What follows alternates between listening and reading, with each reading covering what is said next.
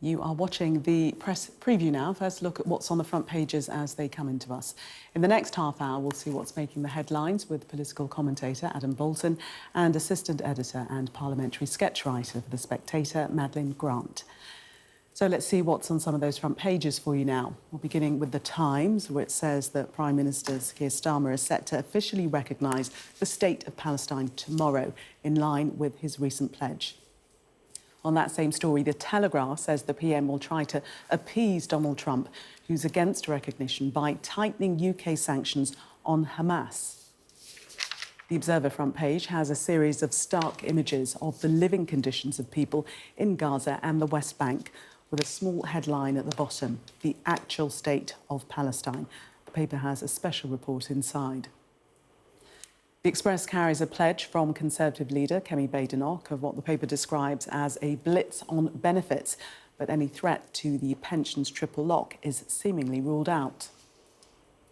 The Mirror claims an exclusive with a picture which it says shows sex offender Ghislaine Maxwell, a close friend of paedophile Jeffrey Epstein, living a reportedly cushy life inside the prison where she's just been moved to in the United States.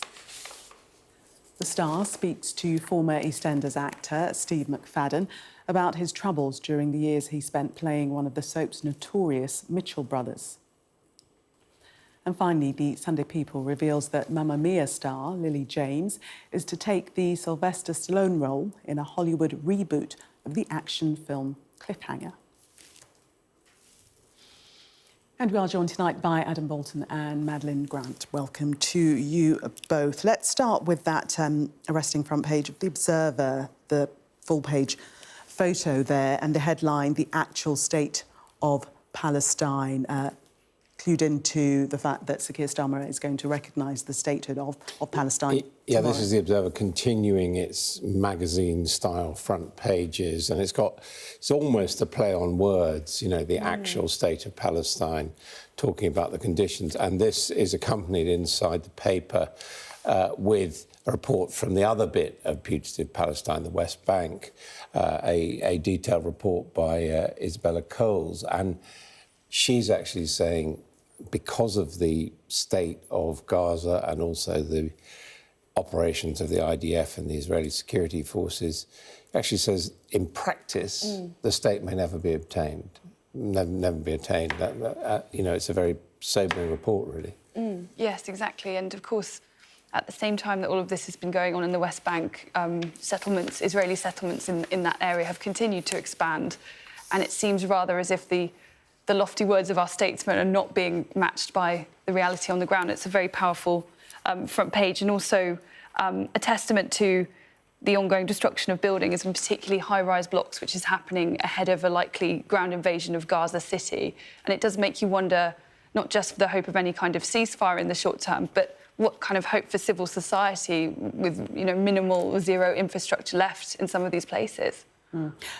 Adam, Sir Keir Starmer already facing criticism for this recognition. We know that he's at odds with Donald Trump on this, but also closer to home as well. Yeah, it's very interesting hearing from John Craig there how this announcement is going to be made, because people have been speculating. It is a big moment historically, and of course it's something that's been going since July, really led initially by the French President, Emmanuel Macron. Now, the obvious place, if you like, for this to happen would be at the United Nations General Assembly, which is starting on Monday. It turns out Sir Keir Starmer is not going to represent the United Kingdom at that UNGA. Prime Ministers don't always go, and actually it's going to be David Lammy and the Foreign Secretary, Yvette Cooper, going there. And one gets the slight sense that although he's making this announcement and he's saying it's a moral imperative, he doesn't want to be sort of inflammatorily supporting it in the United States. And it will be, therefore, Britain's role in all this will be less of a thing next week at the sort of gathering of the world leaders. But he can't get around the fact that he is supporting it and he is supporting it, but he's not there, he's not giving interviews. Yes, and he saved it until the state visit was over. Does that make a difference? And it's saved until the state visit's over. So you know, if he just puts out a video statement, you know, it's on the record, no one's denying it, but he's not making a thing of it. And it's interesting that, you know, the two quality papers, along with the Observer, the Sunday Times and the Sunday Telegraph, have both clearly had briefings from Downing Street in almost opposite directions. The Sunday Times being told it's a moral duty, and the Telegraph being told, yeah, but by the way, we're also going to announce stronger sanctions on Hamas. Yes. Although no great detail, as far as I can tell. No, it doesn't specify. Alas, we don't have page 2, which may explain what the sanctions are. It just says that there will be sanctions. But I think Adam's right. There's a slight, rather characteristically Starmerite feeling of triangulation going on here. A desire to make a point without annoying the wrong person or giving the wrong impression. But ultimately, there's also a danger that it risks being a triangulation that pleases no one, really. But he is going to annoy a vast swathe of people, least of which not the families of the hostages in Israel who believe that, well, hostages in Gaza, who believe that this is a reward for Well, Hamas. the family of the hostages take different views. Some take the view that it's a reward. It's more the Israeli government that's saying that this isn't a reward for Hamas. But I think Keir Starmer could say, although he's not going to rush to say it, that had Israel lived up to the conditions he laid down, this wouldn't be happening. But it is now an irrevocable historic moment, whether or not there is really ultimately any credibility given the state of things, as the Observer says. A two-state solution is the answer is a very, a very different question. And also, frankly, I think the American government is split on this, that some in the kind of MAGA camp are furious about this, but there are prominent Republicans who themselves won't have any problem with the UK and France moving in this direction. Madeleine, the promise of further sanctions on Hamas, does that placate anyone at all? I suppose it means that perhaps it gives them a greater counter to the Conservative Party's attacks. They're going very hard on the idea that it is appeasement. What I'm struck by underneath all of this is, number one, the important point. I think it tells us most of all about the extent to which Netanyahu's and his hardline government have succeeded in alienating even long-standing allies, Britain, France, but even Germany, which for obvious historic reasons has generally shied away from this, has suspended arms sales. That's the first thing. But the second thing is just that none of this will make any difference to anything on the ground. The reality is that the two-state solution has never been less likely. Anyone who in Israel was before October the 7th was in favour of such a solution now isn't, because they certainly don't want to have an independent Palestinian state on their doorstep. And meanwhile, the brutal reaction to those attacks by the state of Israel will have just destroyed any sort of hope of peace-mongering amongst the Palestinians, such that there was before, which I don't think there was very much. And the other thing is, there doesn't seem different, really, from recent decades. There doesn't really seem to be a kind of forum where negotiations could be worked out on the future of Palestine. Possibly... Maybe Qatar? Possibly you could have peace talks to stop the fighting in Gaza, but there's no one like President Clinton or even the Quartet, which used to include, Russia and the UK, stepping forward on this. And even the United Nations, which is meeting this week, although Britain and France, I think, will join about 140 other countries out of nearly 200, so the clear majority want to recognise the Palestinian state. Britain and France are on the Security Council, but so is the US, and the US will almost certainly veto any practical steps in that direction. And also, what does it mean, an independent Palestinian state? We're talking, there's the Palestinian Authority, which you can have discussions with, but it's very hard to have those discussions with Hamas, an explicitly genocidal terrorist group. So what does this support actually mean in practice? If they are recognising a kind of abstract ideal of an independent Palestinian state, but it's not really committing to anything practical in terms of who are the leaders of this country that we engage with. Yeah, that's one of the major criticisms, isn't it? That the recognition is purely academic. Exactly. I think we've just got time to do the Sunday Times front page, and this is the release of Barbie Reynolds and her husband Peter from the Taliban jails in Afghanistan. Photoed on the front page, Adam. Yeah, and I know Sky's been speaking to them as well, I think, or the children. I mean, it's a remarkable story. These people have spent 50 years trying to help the people of Afghanistan, end up being imprisoned by the Taliban at their age with medical problems. But, you know, who says there aren't good news stories around? They've been got out, although interestingly, it appears that it was the Qataris who brokered the release. Who brokered the release, and they're now coming back to the UK, and apparently their granddaughter Olivia is getting married, it says here in the Sunday Times. Congratulations to them both on that. Good news as well. Adam and Madeline, thank you very much for taking us through the papers. We can take a break. Coming up, amongst the stories we'll be discussing, this on the front of the Sunday Telegraph. Its headline: inspection charges rise in new raid on private schools. Do stay with us for more.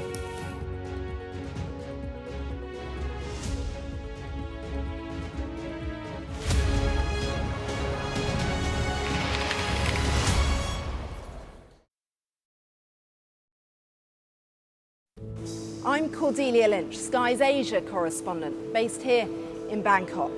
These slums, once gripped by fear and death. There is far less bloodshed now, but it hasn't gone away. Who's asking you to kill? The police will give me the orders, and after I kill the target, I throw the gun away. We try our best to uncover and unpick a fast-changing and deeply complex region. These large waterways provided an excellent source of body disposal. This is the Buriganga River, where victims who'd allegedly been shot dead were dumped. Sheikh Hasina, how confident are you that she will stand trial? She will stand trial, there's no doubt about that. We're going to take you to the very heart of a criminal network, going undercover inside Southeast Asia's scam centres for the very first time. We won't have any problems with police, it's okay. Just seen Imran Khan leave, and as we understand it, he's just been shot in the leg. They have decided that the only way they'll allow elections is if I'm inside jail or killed. Sky News get the full story first. Chinese vessels start encircling the boat we're on, blocking its path. The Chinese are now deploying water cannons, firing it directly towards our boat. We've discovered doctors across Delhi dishing out pills like this, claiming they will provide a lifelong cure for homosexuality. Rohingya people fleeing an escalating civil war. The situation here in Cox's is desperate. An already insecure place does feel a lot more precarious. There's always more to the news than a headline. We want to discover, to delve a little deeper, to find out what's really going on. Explanation, analysis, the people at the heart of every story. I'm Neil Patterson, and this is the Sky News Daily Podcast. So, by the end, we'll hopefully all understand what's going on in the world just that little better. Available wherever you get your podcasts. We arrive. A secret hospital hidden in the Myanmar jungle, treating the victims of this bloody war. This is Myanmar today. Its military rulers don't want the world to see, but we have. I fight for my own future. I fight for my generation's future. This is an actual crime. They don't care for that. Myanmar army is only a couple of kilometers away. So this is a major humanitarian disaster. I witnessed the complete destruction of a place linked to my childhood memories. This is insane. I'm Yusra Al-Babir, Sky's Africa correspondent based in Johannesburg, South Africa. I felt awe when we saw the mountain gorillas in Rwanda. We call him the king of the jungle. This is the alpha silverback. Sky News, get the full story first.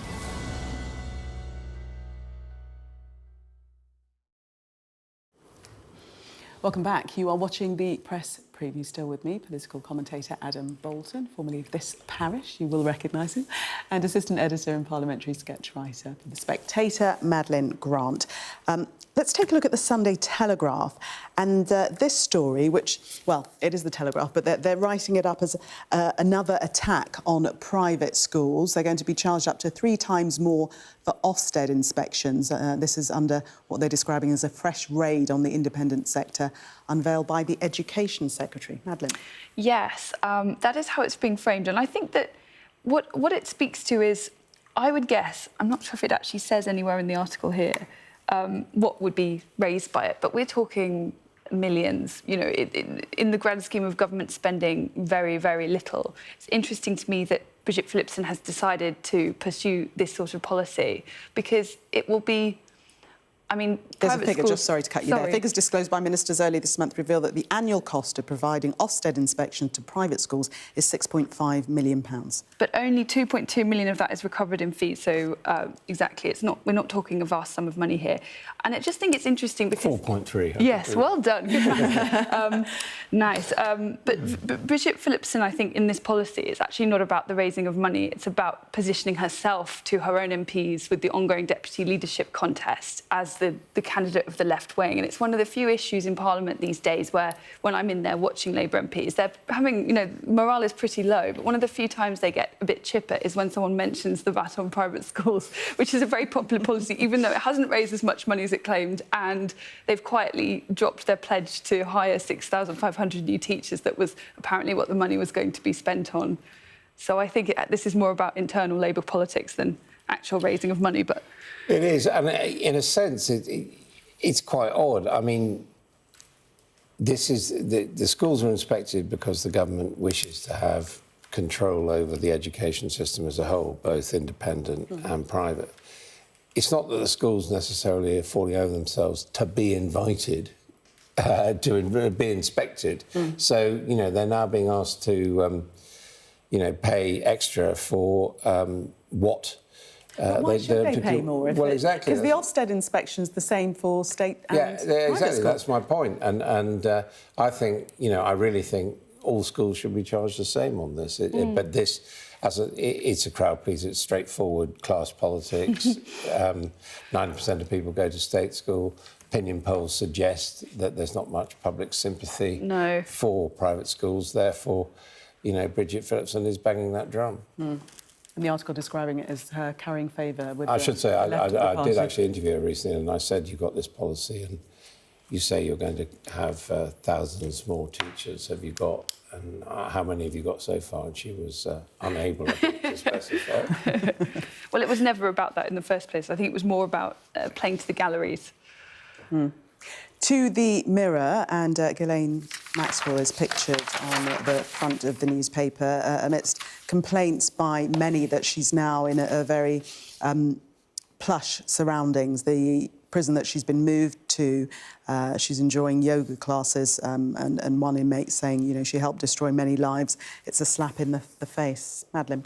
Yes, she's going to a yoga class and can't quite tell from the picture, but it looks like she might have a mobile phone around her neck. Now, I never know what is exactly normal in a prison, what kind of perks and bonuses inmates are allowed, but it's clear that she's definitely not in a terrifying maximum security jail. And this has naturally incurred the justified anger of the families of victims of Jeffrey Epstein. She's at this lesser security prison, low security prison in Texas she's been moved to. I mean, not necessarily a coincidence that she recently gave evidence to the American authorities which pretty much exonerated Donald Trump from ever having done anything bad with Jeffrey Epstein. And indeed, he has, on a number of occasions, expressed sympathy for Ghislaine Maxwell.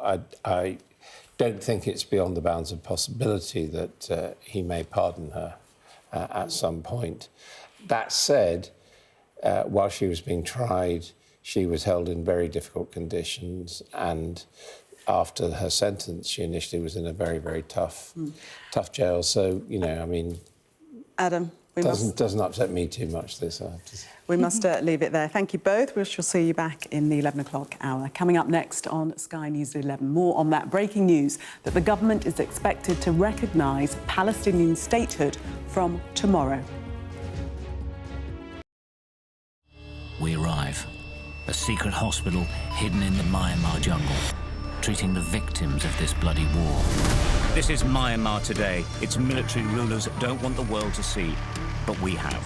I fight for my own future. I fight for my generation's future. This is an actual crime. They don't care for that. Myanmar army is only a couple of kilometres away. So this is a major humanitarian disaster.